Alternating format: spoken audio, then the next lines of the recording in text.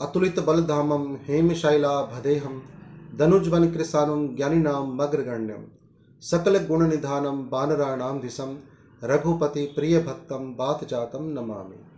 तो दोस्तों नमस्कार, मैं हूं एस्ट्रोलॉजर आशीष शर्मा और मेरे इस ज्योतिष चैनल एस्ट्रो 22 में आप सभी का हार्दिक अभिनंदन है, स्वागत है। दोस्तों आज मैं बात करूंगा शनि देव के राशि परिवर्तन की, देवगुरु बृहस्पति के राशि परिवर्तन की, राहु के राशि परिवर्तन की और केतु के राशि परिवर्तन की। और यह परिवर्तन आपके जीवन में क्या लेकर के आने वाला है, क्या कुछ इम्प्रूवमेंट होगा आपके जीवन में, क्योंकि 29 तारीख जो मार्च की कल आने वाली है, इससे पहले 2.5 वर्ष तक अभी तक जो आपके जीवन में हुआ है मैं समझ सकता हूँ, क्योंकि शनि देव इस समय ढैया के रूप में है, यानी इनकी ढैया चल रही थी। तो ढैया में व्यक्ति को कई अनेक प्रकार के कष्ट मिलते हैं, मानसिक तनाव होता है, शारीरिक कष्ट आता है, परिवार में ही कुछ दुख के समाचार आ जाते हैं जिससे व्यक्ति छिन्न भिन्न हो जाता है। 29 मार्च 2025 नोट कर लें, इस दिन से शनि देव की ढैया आपके जीवन से हट जाएगी और जैसे ही शनि देव की ढैया आपके जीवन से हटेगी तो शनि देव आपके भाग्य को, आपके जीवन को आगे बढ़ाना शुरू कर देंगे। और कैसे बढ़ाएंगे, इन्हीं सब बातों की मैं चर्चा ग्रहों के बदलाव से आपको बताने जा रहा हूं कि किस प्रकार से कौन सा ग्रह किस भाव में जाएगा और आपको क्या वह फल प्रदान करेगा। तो शनि देव चतुर्थ भाव से निकल करके पंचम भाव में जाएंगे। पंचम भाव में यह ज्ञान के देवता यानी देवगुरु बृहस्पति की मीन राशि में आकर के विराजमान हो जाएंगे। विद्यार्थियों के लिए यह समय बहुत ही अच्छा होगा।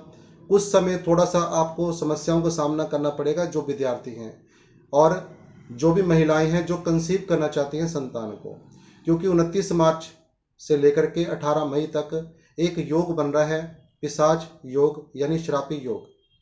किसी भी योग से, दोनों में से कोई भी योग आप पुकार लें, दोनों का एक ही महत्व होता है। पिशाच योग यानी एक अच्छा योग नहीं होता ये।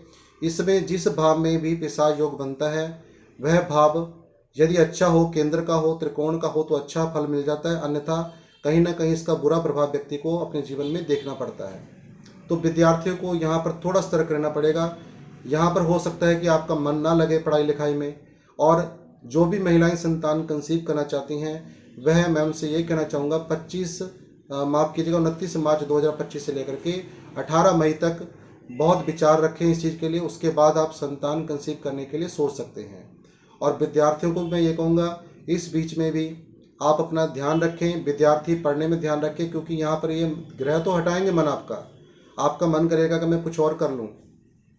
लेकिन यदि आप यहाँ पर काला और नीला वस्त्र यदि ये 2 महीने 50 दिन लगभग आप धारण नहीं करते हैं तो आपका पढ़ाई में मन लगेगा, क्योंकि वस्त्र या फिर रंग धारण करने से व्यक्ति के ऊर्जा में शनि और राहु की एक नेगेटिव ऊर्जा प्रवेश करेगी जिससे उनका मन नहीं लगेगा।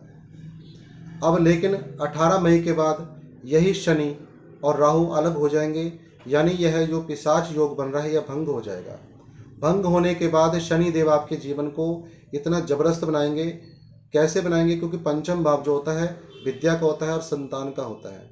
संतान कंसीव करना चाहती हैं महिलाएं तो यहाँ पर 18 मई के बाद करें।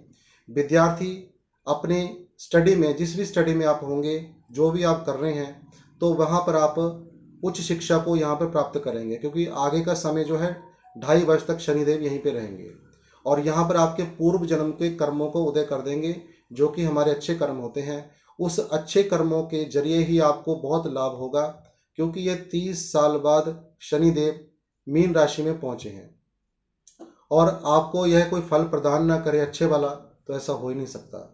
यहाँ से बैठ करके तीसरी दृष्टि से सप्तम भाव को देखेंगे तो आपके व्यापार में 4 चांद लग जाएंगे, क्योंकि यह शुक्र का भाव होता है काल पुरुष कुंडली के अकॉर्डिंग।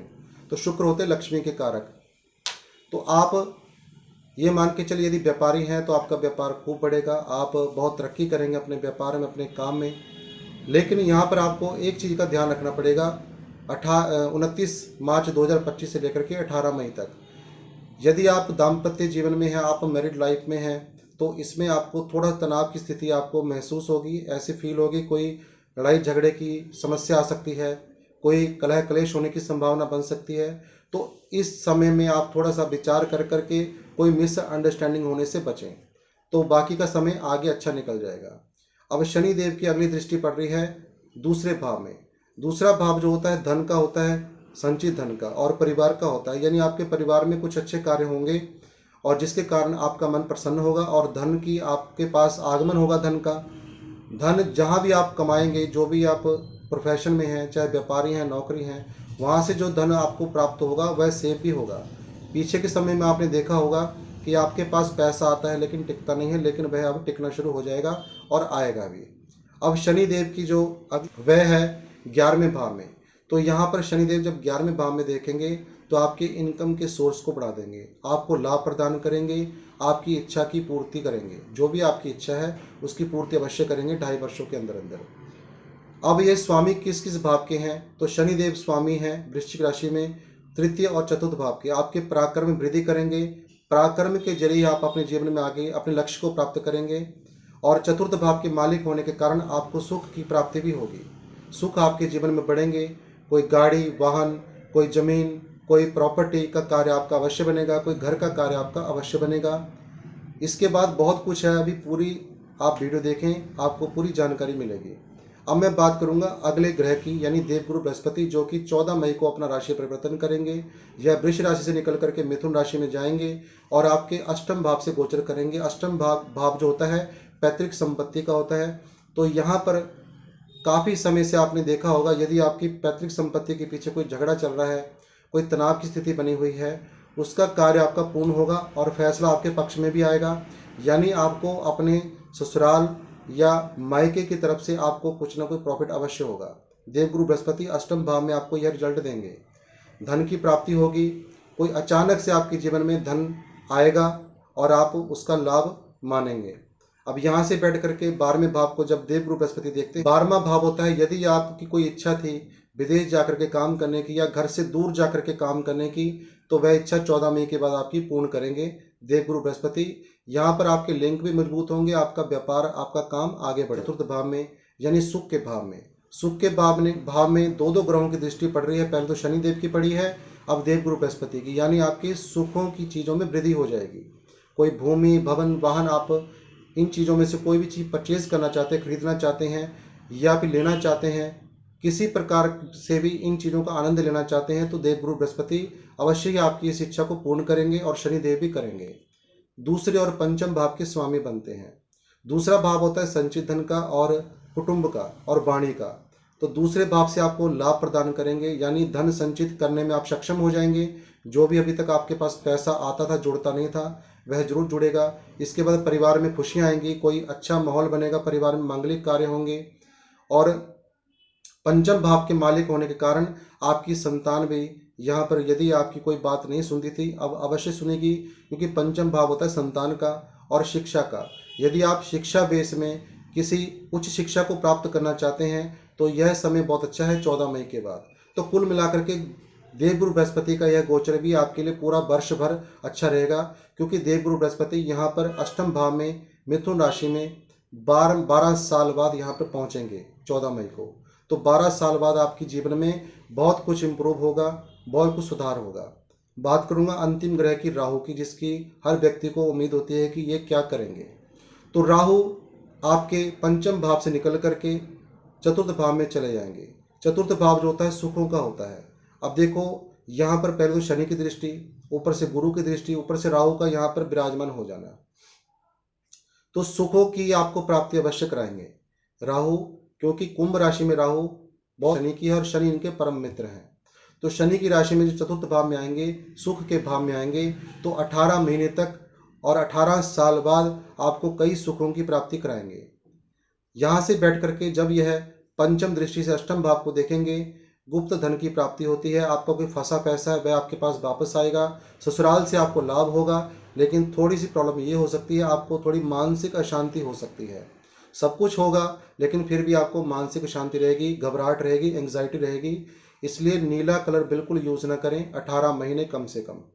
अब यहाँ से बैठ करके आपके कर्म क्षेत्र को देखेंगे, आपके व्यापार को बढ़ाएंगे, नौकरी सर्विस में आपकी तरक्की होगी, आप खूब आगे बढ़ना शुरू हो जाएंगे।